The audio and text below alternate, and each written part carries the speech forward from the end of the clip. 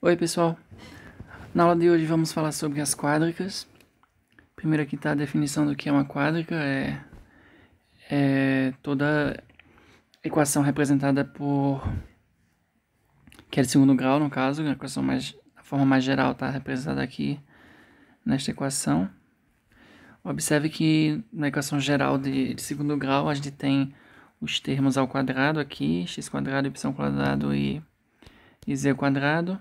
Temos os termos cruzados aqui, xy, xz, yz, os termos de primeiro grau, x, y, z, e o termo independente aqui, q. Então, uma quádrica vai ter uma equação que pode ser escrita nessa forma aqui, e dependendo de quais sejam os valores desses coeficientes a, b, c, d, e, f, m, n, p, q, dependendo dos valores desses coeficientes, as quádricas vão ter alguns nomes específicos. Então, vamos começar aqui com as quádricas centradas. As quádricas centradas são as equações que podem ser escritas dessa forma aqui, só com os termos ao quadrado e o termo aqui independente igual a 1. Então, dependendo desses sinais que acompanham o x quadrado, y quadrado e z ao quadrado, cada uma dessas quádricas centradas vão ter um nome. Então, começando aqui com o elipsoide. O elipsoide é uma equação dessa forma aqui, em que aparecem os termos x quadrado, y quadrado e z ao quadrado, e todos os sinais são positivos. Então, isso aí é um elipsoide. A, B e C vão representar os semi-eixos da elipsoide. Aqui está uma representação do que seria a elipsoide, é como se fosse uma esfera achatada, né? Da mesma forma que uma elipse seria uma circunferência achatada. Então, essa seria a forma do elipsoide. Se a gente pegar, o traço seria a interseção, né? O traço no plano x, o y, que seria esse plano aqui, x, o, y, a interseção daria esse traço aqui, né, que representa uma elipse. Então, e é exatamente essa elipse aqui, é quando z é igual a zero, né, no x ou y. Quando a gente faz a interseção com x ou z e y ou z, a gente vai encontrar outras elipses, que são essas duas aqui. Então, com a interseção com cada um desses planos vai dar uma elipse. Se dois valores de a, b e c são iguais, o elipsoide vai ser chamado de revolução.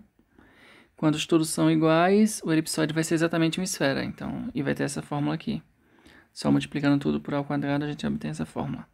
Que é uma fórmula que a gente já obteve lá quando a gente estava falando do espaço, né? A gente demonstrou a fórmula de uma esfera. Então, coincide com o que a gente tinha.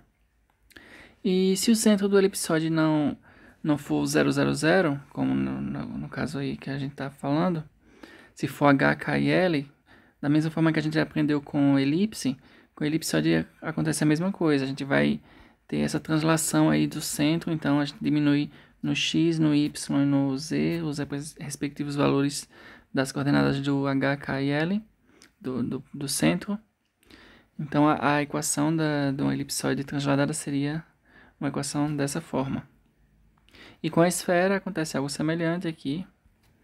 Então, isso finaliza aí o estudo breve de um elipsoide.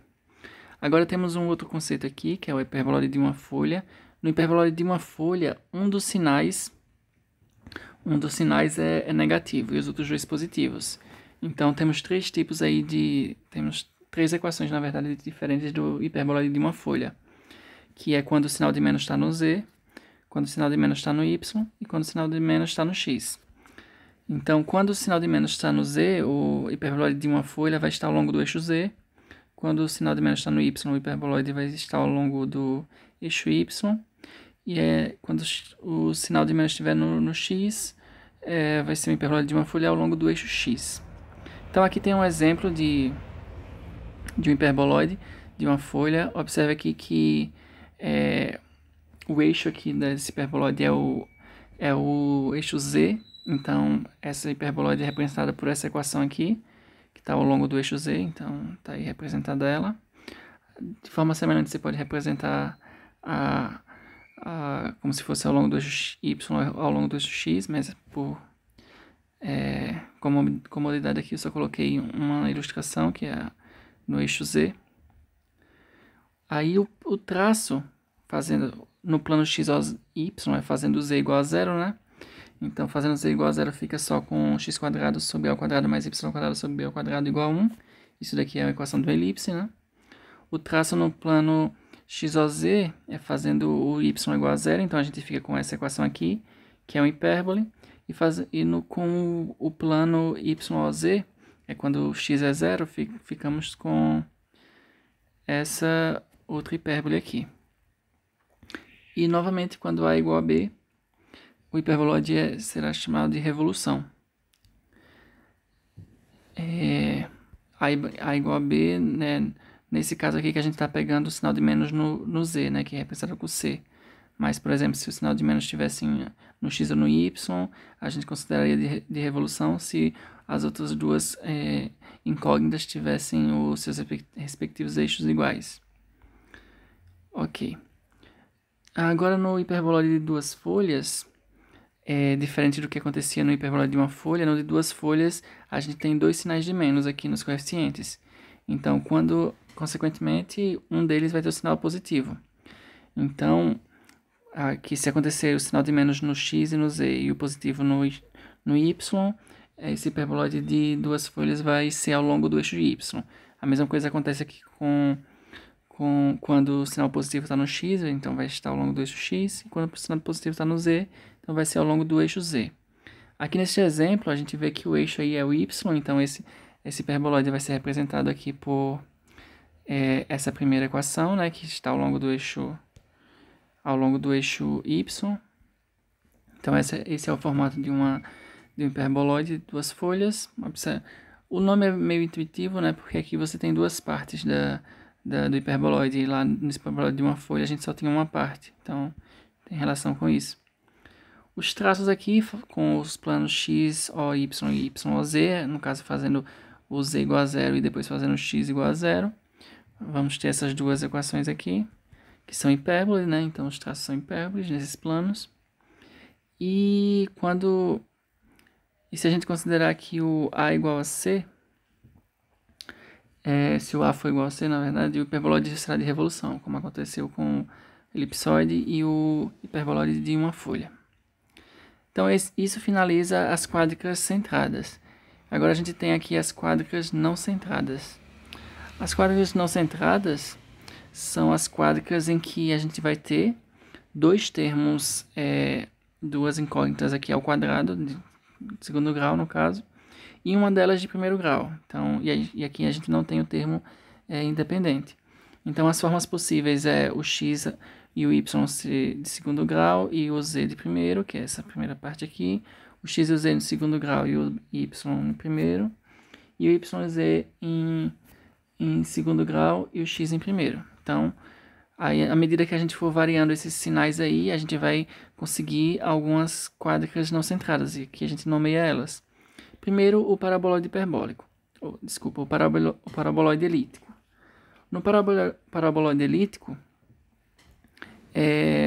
os sinais dos termos quadráticos eles são iguais. Então, a gente pode ter aqui tudo com mais, né? O x² e y², e aqui o z, esse sinal no z, esse c aqui, ele pode ser positivo ou negativo. Então, pode acontecer essas duas coisas. Então, beleza.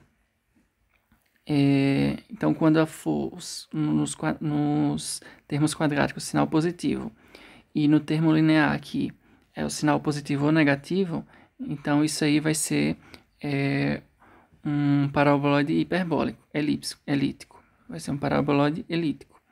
Recapitulando, quando os dois sinais dos termos quadráticos são positivos e o sinal do termo linear é positivo ou negativo, isso é um paraboloide elíptico. E aqui a gente vai analisar ao longo de qual eixo ele está, olhando qual o termo linear. No caso aqui o termo linear é z, então esse paraboloide elíptico vai estar ao longo do eixo z. Da mesma forma acontece aqui com y e com x. Esse sinal que acompanha o z, o y ou o x, em cada um desses casos, ele vai representar a concavidade aqui do nosso paraboloide. Por exemplo, aqui, nesta figura, está representado o paraboloide. Observe que a concavidade está para a parte positiva do eixo x. Então, como aqui o eixo é o eixo x, ele representa essa equação aqui, né? Que o x é o termo linear. E como a concavidade está na parte positiva do eixo x, então quer dizer que esse A aqui é positivo. Para essa figura, né? Porque está a concavidade voltada para o eixo positivo. Se fosse para trás, o A seria negativo, né? Que a concavidade estaria voltada lá para o outro lado. Então, considerando esse paraboloide elíptico, vou escrever aqui.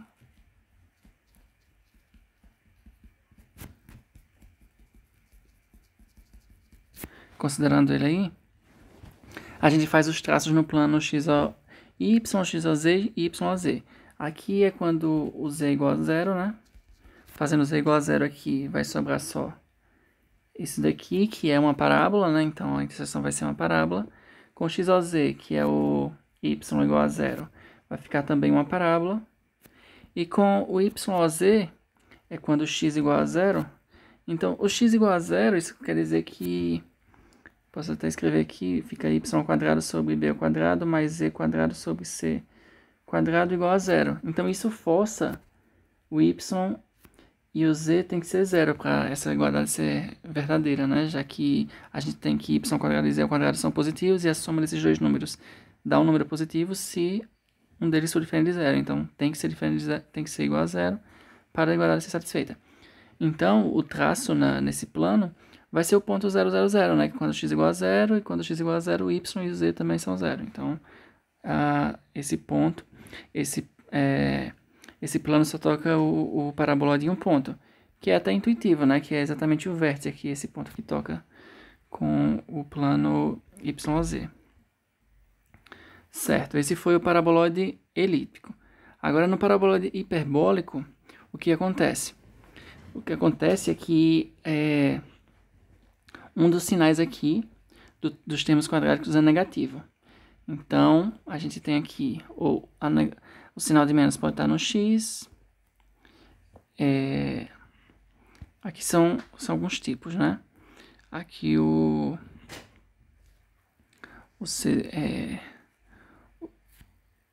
termo linear sendo z, o termo linear sendo y, o termo linear sendo x. Então, novamente, a gente diz que o eixo está ao longo do eixo z, do eixo y ou do eixo x, de acordo com o termo linear que está na equação. Aqui no caso z, y e x. Então, aqui está o gráfico do paraboloide hiperbólico. Ele é chamado também de cela, pela aparência com uma cela, né? Então, é um pouco difícil de desenhar à mão, mas isso aí representa o paraboloide hiperbólico. E aqui temos as interseções com os eixos, com os planos principais aí no R3, né? Que é o x ou y. Com x ou y é o z igual a zero, né? Fazendo z igual a zero aqui, a gente obtém y ao quadrado sobre b ao quadrado igual a x quadrado sobre a ao quadrado, né? Então, passando a raiz, vai ficar y sobre b igual a mais ou menos x sobre a, que é exatamente aqui o que a gente escreveu, né? Que isso aí são exatamente duas retas, e vocês lembram lá de hipérbole, essas duas retas vão representar exatamente as assíntotas de da hipérbole que fazendo aqui esse cz igual a 1, né? Se esse cz for igual a 1, esse y sobre b igual a mais ou menos x sobre a representam as assíntotas dessa hipérbole. Certo. Aqui o traço no plano x ou z é fazendo o y igual a zero. Fazendo o y igual a zero, a gente vai obter aqui essa parábola, vai ser uma parábola, a interseção. E fazendo o x igual a zero, né, que é o plano y ou z, a gente obtém essa outra parábola aqui. Então, temos esses traços aí nesses planos. E agora falaremos aqui de cone. Cone é um outro tipo de superfície quádrica. Aqui, no caso, vai acontecer um cone quando a gente tem os termos quadráticos aqui, 2 deles positivos e um negativo, e o termo independente aqui, em vez de ser 1, é o 0. Então, quando isso acontecer, temos 3 casos aqui, né?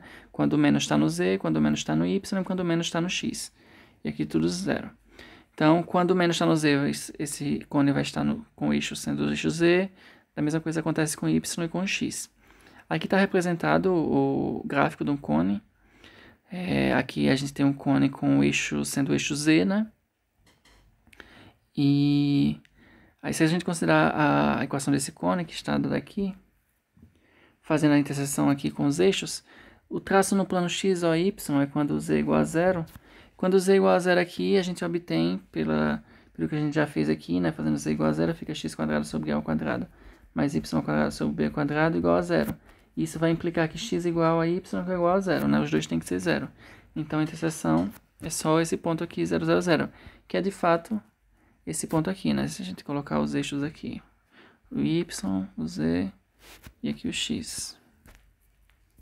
O y, aqui o z e o x vindo aqui.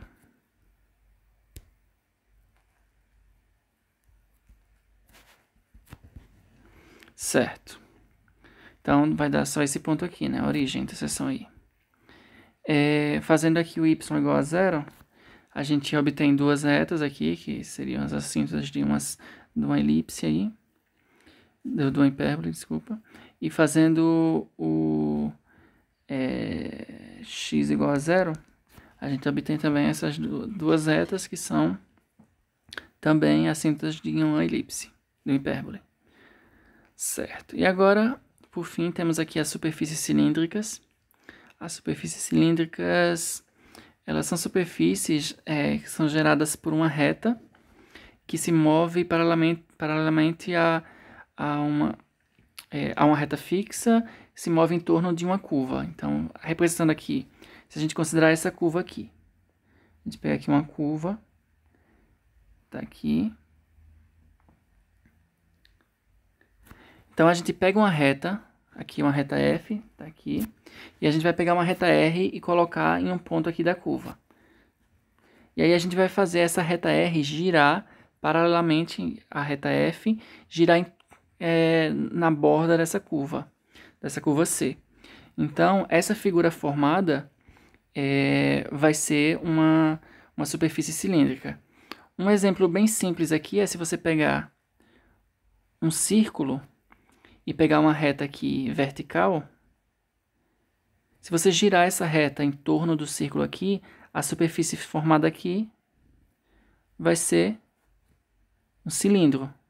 Então, essa é fácil de visualizar.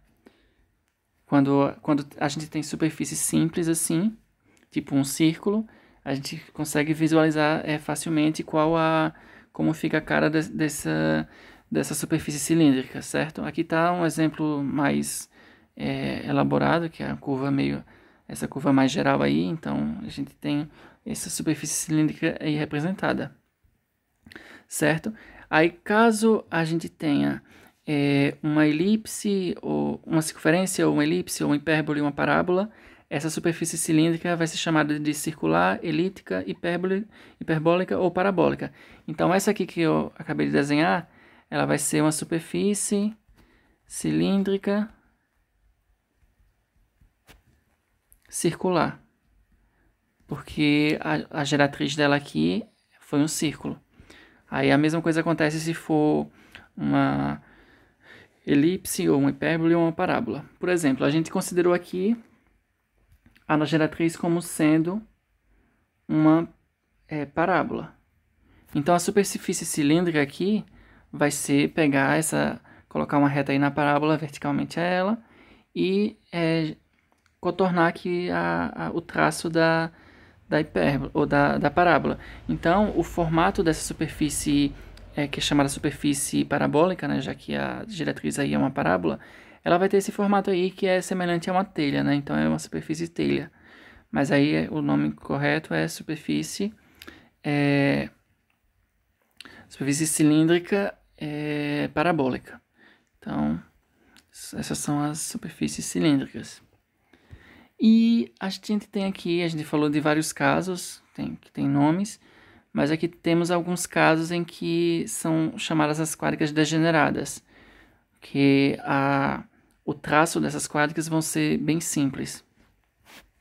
Primeiro temos aqui esse primeiro exemplo, item A, quando a gente tiver x ao quadrado menos 16 igual a zero. Isso é uma quádrica, mas a gente consegue resolver. A gente consegue isolar aqui o x, então fica x igual a 4 e x igual a menos 4. Mas lembra que a gente está no espaço, né? Então, x igual a 4 é a equação de um plano, né? Na altura do eixo x como sendo 4 ou menos 4, e o x e o y varia aí, pode ser qualquer número real. Temos aqui essa outra quádrica, que é 3y ao quadrado igual a zero. A gente pode resolver também, fica y igual a zero, que isso aí também é a equação do plano.